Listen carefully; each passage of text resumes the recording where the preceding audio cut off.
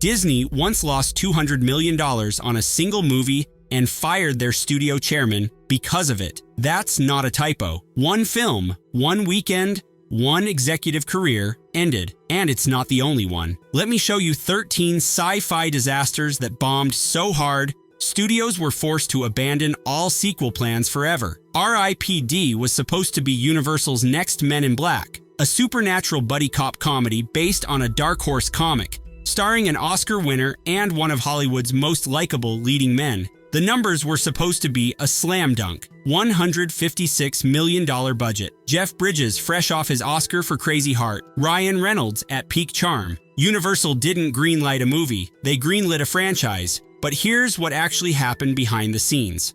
The studio rushed a 3D conversion at the last minute, hoping to squeeze extra ticket revenue from premium screenings. Critics called the result crummy and unconvincing. The film opened the same weekend as a little movie called Grown Ups 2, and somehow Adam Sandler won. The twist that kills me is Jeff Bridges himself. In GQ, he admitted he was a little underwhelmed when he finally saw the finished product. He compared the experience to betting on a horse race where the jockey fell off and you came in last. R.I.P.D. made $78 million worldwide against that $156 million budget. Deadline estimated the loss at $140 million. The franchise that was supposed to span decades of undead cop adventures? Gone after one weekend. Stealth had everything a summer blockbuster needed. Rob Cohen, the director behind The Fast and the Furious. Sony's $135 million budget, a premise mixing Top Gun with artificial intelligence. On paper, that pitch writes itself. The budget ballooned during production. Sony expected international markets alone to push Stealth into franchise territory. The studio was already discussing Cohen's next project before the film even opened. What most people don't know is that Cohen had a Sinbad adventure film lined up with Keanu Reeves, riding the assumed success. That's how confident everyone was. The future was already being planned. Then the reviews hit. Roger Ebert called it a stink bomb crossed with HAL 9000, which honestly might be the most creative insult I've ever read. Domestic returns crawled to $32 million. Worldwide total, $79 million. The film needed over $300 million just to break even. Sony's response was swift. Columbia TriStar's marketing president was replaced. Cohen's Sinbad project evaporated, and Stealth became a cautionary tale about chasing trends without understanding audiences.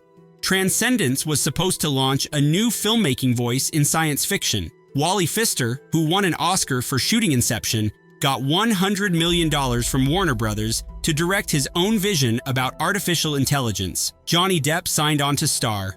The math looked bulletproof. Nolan's longtime collaborator. One of the biggest movie stars on the planet, a premise that felt timely and important. Warner Brothers wasn't making a movie. They were launching a new auteur. But here's the thing about cinematographers becoming directors. The skills don't always transfer. Critics savaged the pacing as glacial. The philosophical ideas felt half-formed. Audiences expecting Inception-level complexity got something far more muddled. Domestic returns hit just $23 million. International markets pushed the total to $103 million, but marketing costs meant Warner Brothers lost approximately $75 million. And Pfister's directing career? Effectively over before it started. 10 years later, Awards Watch ran a retrospective with a brutal headline, Wally Pfister made Transcendence and was never heard from again. One film, one chance, gone. Geostorm should have been a reliable disaster movie hit. Dean Devlin, the producer behind Independence Day and Stargate, got $120 million from Warner Brothers to direct his first feature about weather-controlling satellites gone haywire. Gerard Butler signed on to save the world. The production budget started at $82 million. Then the reshoots happened, and kept happening. The final cost for Geostorm ballooned past $120 million, with some estimates pushing even higher. What gets me every time is what happened in post-production. Deadline described the first cut shown to executives as unwatchable. Not disappointing, not rough, unwatchable. Warner Brothers brought in Jerry Bruckheimer to supervise reshoots. More than half the film was rewritten and reshot. The release date shifted 4 times over 18 months. The real story isn't just that Geostorm bombed, It's that the director essentially lost his own movie. Dark Horizons ran a headline that said it all. Dean Devlin, Geostorm is not my film. Domestic returns stalled at $33 million. Deadline calculated the total loss at $71 million. The disaster movie became a disaster behind the scenes.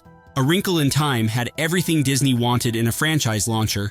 Ava DuVernay coming off Selma with serious momentum. A $100 million budget to adapt Madeleine L'Engle's beloved 1962 novel. A cast including Oprah Winfrey, Reese Witherspoon, and Mindy Kaling. The studio clearly planned to adapt all 5 books in L'Engle's time quintet. Certain character inclusions that were minor in the first novel suggested sequel setup. Disney wasn't making one movie. They were building a multi-generational fantasy franchise. But here's what nobody expected. International audiences rejected A Wrinkle in Time almost completely. Domestic returns reached a respectable $100 million. International? Just $32 million. For a Disney fantasy with Oprah Winfrey, that's brutal. The twist that redeems this story, at least partially, is what DuVernay did next. She used her salary to purchase a creative campus in Los Angeles, founding Air Studios. Her subsequent work flourished. When They See Us earned 16 Emmy nominations. Origin premiered at Venice. Deadline calculated the total loss at $130 million, but DuVernay turned her biggest professional setback into independence from the studio system that failed her vision. I don't know if that's fair, but at least there's that. Ender's Game arrived with decades of built-in demand. Orson Scott Card's 1985 novel won both the Hugo and Nebula Awards, and Lionsgate was riding high after turning The Hunger Games into a billion-dollar franchise. Harrison Ford returned to sci-fi. Summit Entertainment committed $115 million. A script for the sequel Ender's Shadow already existed before cameras rolled. Visual effects company Digital Domain invested $17 million of their own money, expecting years of franchise work. The Ender's Game adaptation had been in development for over a decade. Everything was finally aligned. Then the controversy complicated everything. Author Orson Scott Card's public opposition to marriage equality sparked boycott movements. LGBTQ nonprofit Geeks Out launched Skip Ender's Game campaigns. Over 11,000 people signed petitions. Picket lines formed at some screenings. The film opened at number 1 with $27 million. Respectable. Then Thor. The Dark World arrived the following weekend. Ender's Game collapsed 62%. Final worldwide total, $125 million against that $115 million budget. Variety estimated the loss at $68 million. What makes Ender's Game frustrating is the lesson it taught Hollywood. Hits survive controversy. Underperformers don't get that luxury. The book series remains beloved. The franchise died anyway. Tomorrowland was Disney betting on Disney. Brad Bird, the visionary behind The Incredibles and Ratatouille, got $190 million and George Clooney at $25 million salary. The film was built around one of Disney's most iconic theme park lands. Corporate synergy doesn't get more obvious than this. Before release, theme park expansions were discussed internally. Prequel novels were published. Alternate reality games were launched. Disney wasn't promoting Tomorrowland as a movie. They were launching an experience that would sell park tickets for decades. But here's where the strategy backfired completely. The marketing leaned heavily into mystery, keeping the premise secret. The problem? There was no twist to protect. No revelation worth hiding. Audiences couldn't tell what the movie was about, so they didn't buy tickets to find out. Bomb Report put it perfectly. The secretive marketing was a gimmick that backfired. People don't pay money to discover secrets. They pay to see stories they already want to experience. Domestic returns stalled at $93 million. Hollywood Reporter estimated the loss between $120 and $150 million. Brad Bird acknowledged reality years later on Twitter. Tomorrowland lost money. Hollywood rarely makes sequels to films that lose money. Sometimes the math is just the math. After Earth was Will Smith's attempt to build a dynasty. He developed the original story himself, brought in M. Night Shyamalan to direct, and cast his son Jaden as the lead. Sony committed $130 million. This wasn't just a movie, this was supposed to be a Smith family empire. The ambition went far beyond one film. Smith reportedly envisioned After Earth as the start of a trilogy bigger than Marvel or Star Wars. Tie-in novels were published, video games developed, animated series discussed. a transmedia empire with the Smith family at its center. What nobody talks about is the structural problem baked into the premise. The film required Jaden Smith to carry most of the screen time, while Will Smith remained immobile with a broken leg. Critics questioned whether audiences would accept the younger Smith as a leading man. The answer came fast. Domestic returns stalled at $60 million. The break-even point with marketing was somewhere around $325 million. The reviews were savage. The Razzie Awards gave it 3 trophies, including one for Worst Screen Combo, awarded to the father and son duo. Will Smith's own assessment is the payoff here. In a 2015 Esquire interview, he called After Earth the most painful failure in my career. The specific reason? His son was involved. That was excruciating. Smith took a 1.5-year hiatus from filmmaking afterward.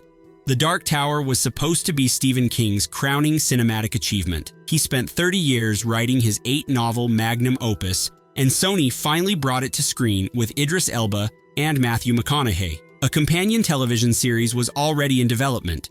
This was supposed to launch an interconnected universe spanning decades of content. The budget stayed relatively modest at $60 million, but the runtime should have been a warning sign. The Dark Tower crammed 8 novels worth of mythology into 95 minutes. That's not an adaptation. That's a summary. The real problem was impossible to solve in post-production. Newcomers found the film incomprehensible. Longtime fans found it wildly unfaithful. The Dark Tower somehow managed to alienate both audiences simultaneously, which is almost impressive in its own way. The television series was quietly canceled.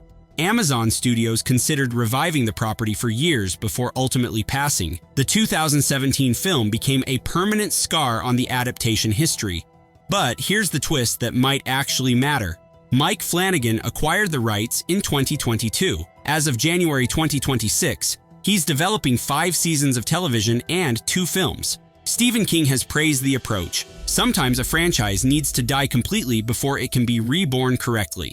John Carter is the big one. No film on this list lost more money, ended more careers, or redefined what a box office disaster looks like quite like this one. Disney committed over $250 million to production.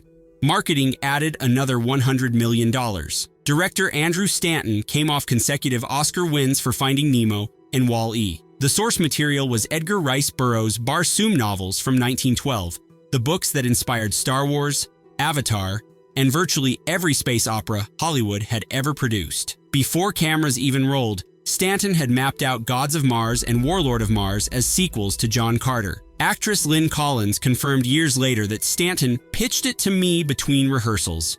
He told me the second and third one, and oh God, it was all so good. Disney wasn't making a movie. They were building a century-spanning mythology. But here's what actually killed John Carter, and it wasn't the quality of the film. After Disney's Mars Needs Moms bombed in 2011, marketing executives decided the word Mars was box office poison. They changed the title from John Carter of Mars to simply John Carter. One word removed, millions of dollars lost. The marketing campaign became a case study in malpractice. Audiences had no idea what the movie was about. One executive later asked the question millions of potential viewers were thinking, what the hell is John Carter? The 100-year-old source material created another problem. Star Wars had borrowed so heavily from Burroughs that the original now looked like the copy. Desert planets, princess warriors, strange alien creatures. General audiences saw something resembling everything they'd already experienced, not realizing they were watching the grandfather of the entire genre. Domestic returns reached just $73 million. Disney officially announced a $200 million write-down in their quarterly earnings. It was the largest acknowledged loss for a single film in studio history at that time. The fallout was immediate and brutal. Studio chairman Rich Ross was forced out exactly 1 month after the loss announcement. Deadline reported bluntly, "Make no mistake about it. Ross did not simply decide to step down. He was fired." Marketing head M.T. Carney also departed. An entire executive regime was purged because of John Carter. In October 2014, Disney allowed the rights to revert to Edgar Rice Burroughs Incorporated. The sequel scripts Stanton had carefully developed were abandoned permanently. The franchise that predated Star Wars would never continue. What makes John Carter especially tragic is the reassessment that followed. Over time, defenders emerged arguing the film was genuinely good. The world building was imaginative, the action was spectacular. Taylor Kitsch delivered a solid performance. Suddenly, people were asking whether John Carter was actually a hidden gem destroyed by marketing incompetence. But Hollywood doesn't greenlight $200 million sequels based on hindsight appreciation. The franchise was dead, the executives were gone, and John Carter became the textbook definition of a box office catastrophe. Gemini Man spent 22 years in development hell before finally reaching theaters. Ang Lee, a two-time Oscar-winning director, got $140 million from Paramount to shoot this clone thriller in 4K 3D at 120 frames per second. Will Smith played both the assassin and his younger self. The technology was supposed to revolutionize cinema. The Gemini Man script had been floating around Hollywood since 1997. Disney once spent $8 million just on visual effects tests trying to make the concept work. The project cycled through Harrison Ford, Mel Gibson, Nicolas Cage, and Tom Cruise before landing with Smith. But here's the math that doomed Gemini Man before it opened.